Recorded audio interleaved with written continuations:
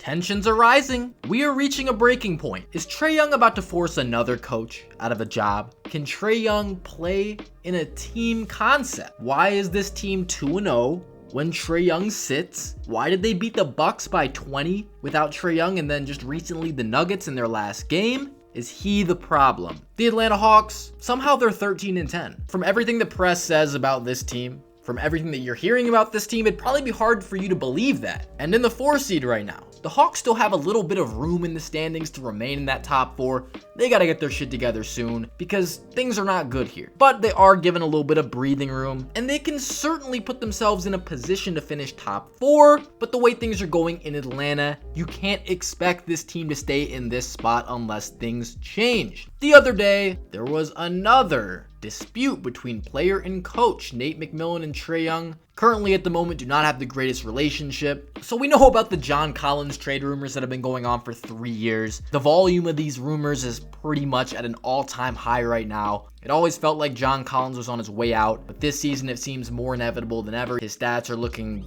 really bad in context with his career numbers. You thought that he would be a great floor spacer this year, but he has had some real struggles shooting the ball this year. I mean, catastrophic. He's 22% from 3. This is a guy that we thought of like as a stretch big, versatile player that can guard, but it's hard to stay on the court when you can't shoot it in the ocean, especially from distance. You need guys that can make shots off the catch and shoot standing in the corner around playmakers like DeJounte Murray and Trae Young. I love the DeJounte Murray addition trade. We can debate about if that was worth what they gave up for him. They got rid of Kevin Huerter, who they could definitely need right now.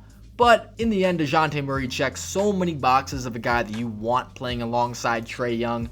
Another ball handler, creator, and of course, defender. Guy that pressures the passing lanes and just makes it harder for the offense to get into their sets.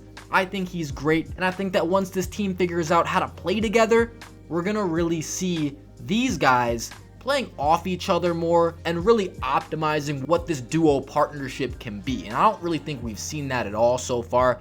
Maybe here and there in little spurts. But overall, there's just way too much standing around, way too much your turn, my turn on possessions from these guys. I want to see a free-flowing offense with more player movement, and that starts and ends with Trae Young and Nate McMillan. Nate McMillan is a defensive coach, and that has not been the forte of the Atlanta Hawks in the last couple years. This team made their huge run in the playoffs a couple years ago because their offense was so high-powered, because they could space the floor with snipers around Trae Young, and run pick and roll against drop coverage playing teams, i.e. the Philadelphia 76ers, the New York Knicks, but especially the Philadelphia 76ers, a team with Joel Embiid. They try to put him in every pick and roll, and they win a series off of that. And you might think that based off watching this series that this is a winning formula, and maybe on some levels it is, but man, teams that play like this, teams that play through one star this way, that just dribbles the ball into the ground, do everything for your team, it just reminds me of like what's going on with Luka and the Mavs right now. It's just not going to win a championship. There's a reason LeBron had to go to Miami. Like, you couldn't win a championship just doing everything yourself. It's just not how basketball works. We haven't seen a player that great yet. It is a team game. You win a championship with a team, and the way that the Hawks play right now, it's not a team game.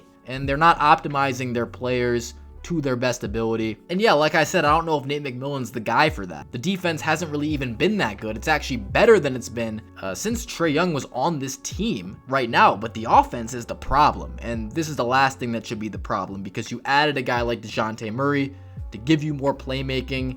And yeah, you can stagger your 2-star players, which they do, and have one guy run the show all the time, but you don't have the same amount of shooting around these guys that you did a couple years ago. Bogdan Bogdanovic coming back is huge for this team because it does give them a guy that just knocks down anything. But DeAndre Hunter, as the starter, he's only making 1 3-pointer a game on 35% from 3. AJ Griffin has been like the best support guy on this team all year, and this guy was the 16th pick in the draft. Immediate red flag. Nate McMillan is a guy that doesn't even like to play rookies. And this guy, AJ Griffin, he's getting a ton of run right now. He looks awesome. Definitely one of the steals of the draft so far. But the biggest issue with this team right now is this relationship. This Trae Young versus Nate McMillan feud.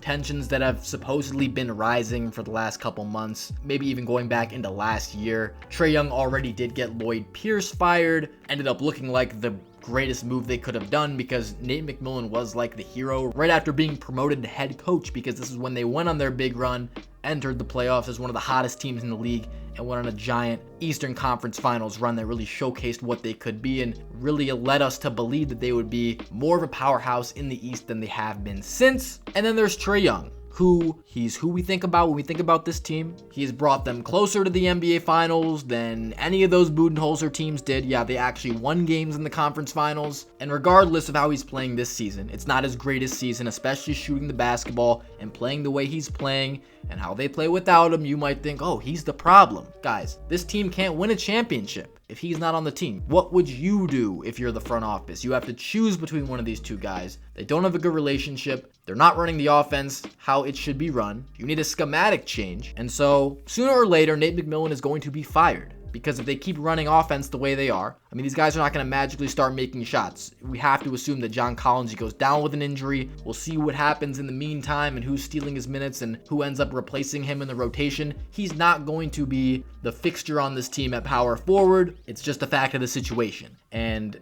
it's really hard for me to see him gaining his confidence back the way that he is seen on this team right now. He has been losing his minutes anyway. Now look, if guys start knocking down their shots, this team can start winning ball games immediately. They've lost some really disappointing games this year because they can't shoot that well. The team does not play around these guys as well as it could, but you're asking a bunch of guys to just be 3-and-D players. And it's very similar to what we're seeing in Dallas because the same thing is going on. A lot of these guys that are supposed to be your 3-and-D guys are not knocking down shots. Now they're just D guys, and you need your best player to do everything. That's why you need to implement an offense where a lot of guys can touch the ball, move around, throw different looks at defenses, and they're not as predictable. They're not as easy to guard. With DeJounte and Trae in the backcourt, there's just so much you can do from an offensive implementation standpoint. Nate McMillan is not doing it. The coaching staff is not doing it. We need a change. Even if you win some games playing this way and guys just start knocking down shots, having DeJounte and Trae just take turns running offense, one guy stands in the corner, it's never going to be the best way to use them, and it's never going to win a championship. You can't just run pick and roll against every single team. You face elite switchable defenses like Miami and Boston. It's just not going to work. We have seen proof of that. And so yeah, this team needs a change. Who's it going to be? I think it's going to be Nate. And if this team wins enough games, despite playing this dumb strategy, they're probably going to hold on to Nate, and they're just going to have a disappointing finish to the year because you play the best teams that know how to guard you during the playoffs, and teams will just know how to guard them. So that's going to do it. Let me know what you guys think, and I'm out of here. Bucketology.